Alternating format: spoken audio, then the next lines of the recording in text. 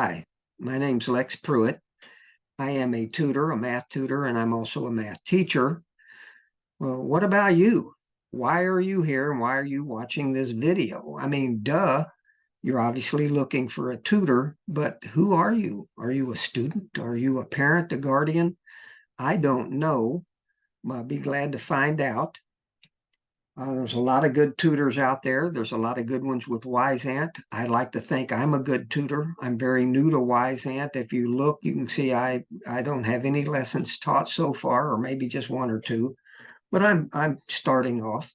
So I'm a very positive person. I'm going to make this work, and I'm highly organized. Here we go. See, I got a script for this to prove my organizational skills. Currently, I teach several math courses online for Virtual Arkansas. One's an Algebra 1 course, another one is pre-calculus, and the third one is an AP calculus course. This will be my 7th year for teaching for them. Previously, I taught 8 years for the Office of Distance Education. Again, this will be 15 years of teaching online math courses. I don't have kids at home, so why am I doing this? Well, I don't have kids at home, and I'm wanting to build a business, a tutoring business with Wyzant, and this is the beginning of it. So when I wake up in the morning, I have to get up and I have to do something. I can't do nothing.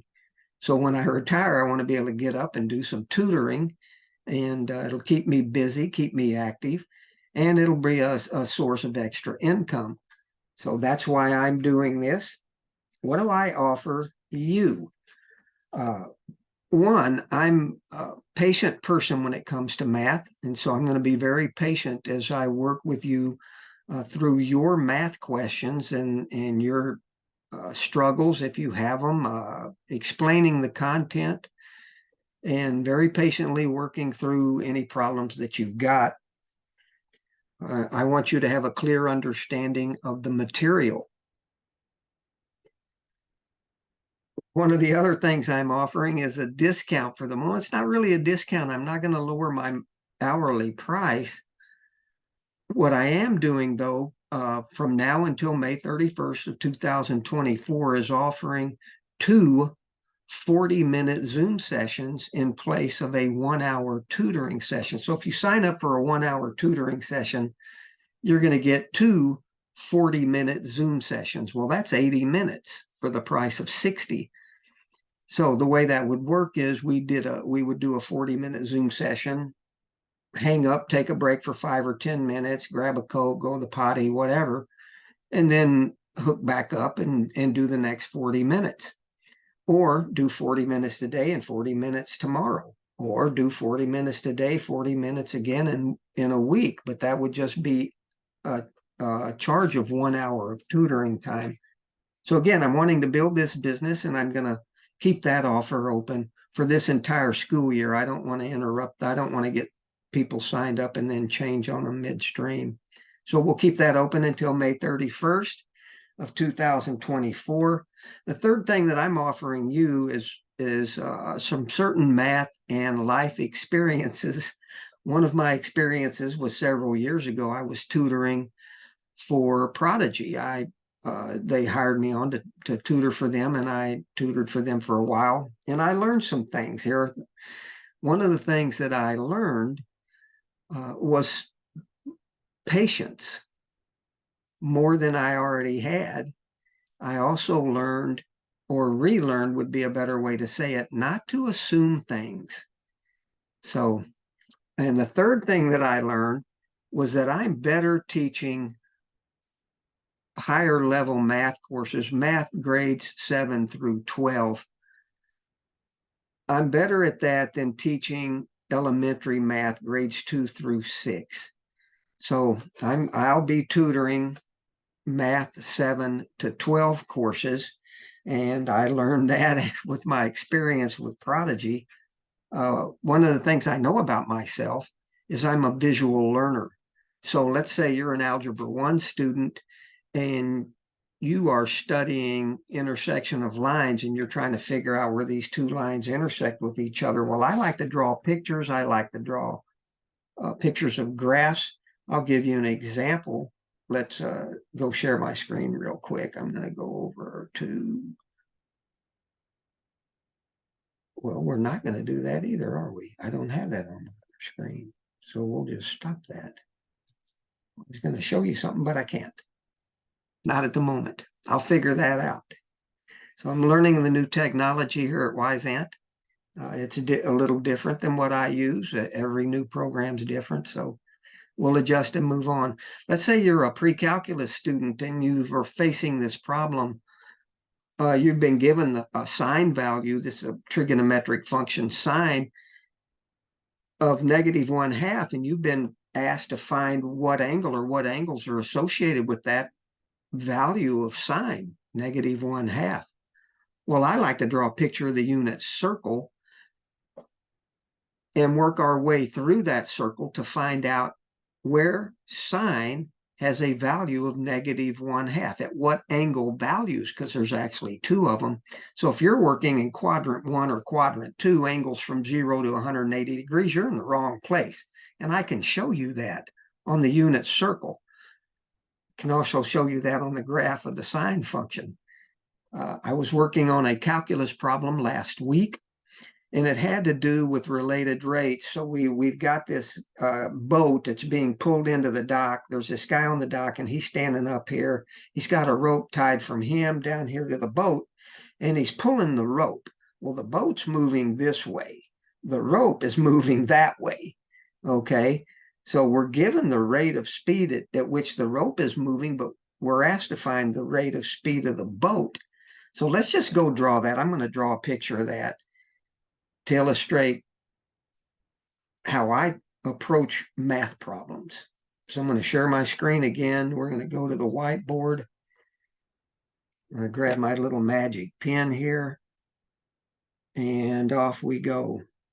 So I'm a terrible artist. I actually, and this is true, flunked art in the 7th. They actually flunked kids for art in the 7th grade back when I was there. So here's my little man. Okay, there he is. He's up here.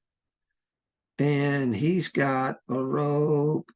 That's terrible. Let's start that over. Clear that. I need a little bit longer rope than that. All right.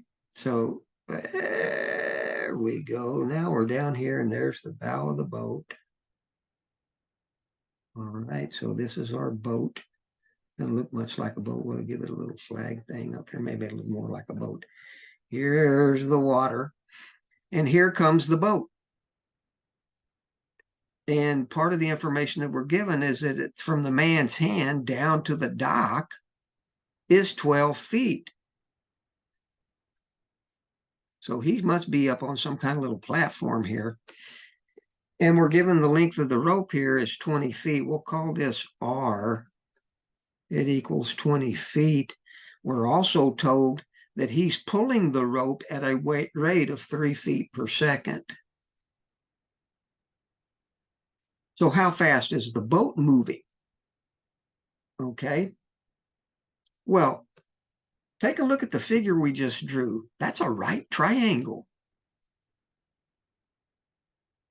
And so guess what trigonometric function, what rule we're going to use to help us solve this problem. The Pythagorean theorem, when you work with related rate problems in calculus, at least at the high school level, there's only 3 specific procedures for solving them. And one of them involves the Pythagorean theorem, a squared plus b squared equals c squared. In our particular image here, we've got x squared, a squared, plus 12 squared, which would be your b squared, equals r squared. Okay? And we know the rate at which the rope is being pulled. And the way that you write that in calculus is the rate of the rope in relation to time is 3 feet per second. we're looking for, what is it we want to find? We want to find the rate at which X is changing as the rope is being pulled at 3 feet per second.